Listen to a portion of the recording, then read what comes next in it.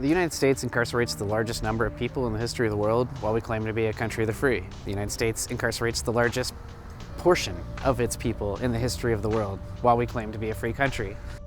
It's time to figure out a system where we actually have that free country, where we are tolerant and we're understanding, where we believe in the fabric of our communities and of other people, rather than thinking that everybody is such a risk that they got to be in a concrete box.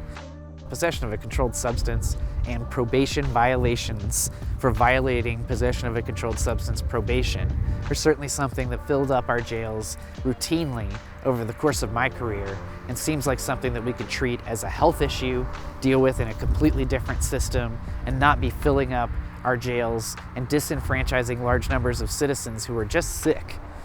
by making them feel like they've been thrown away by our society. Disorderly conducts and low-level criminal mischiefs and low-level property offenses when people are intoxicated are the kinds of things that we can deal with as neighbors, that we can deal with through documentation, but we don't need to deal with in the criminal justice system.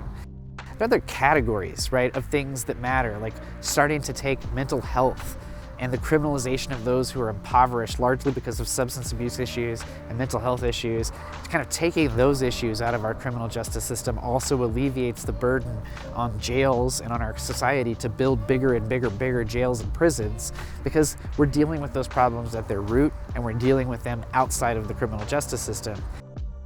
And the last thing I think that is a piece of that that's sort of a capper is just having really harsh and brutal sentences and being okay with having a scheme that makes it so that we are okay throwing away the key on all sorts of people in our society, when in fact, truly statistics show that almost everyone is capable of redemption, that everyone is better than that worst moment than they've ever had, and that everybody is worth a shot in our society. And second chances are valued by almost everyone in our society,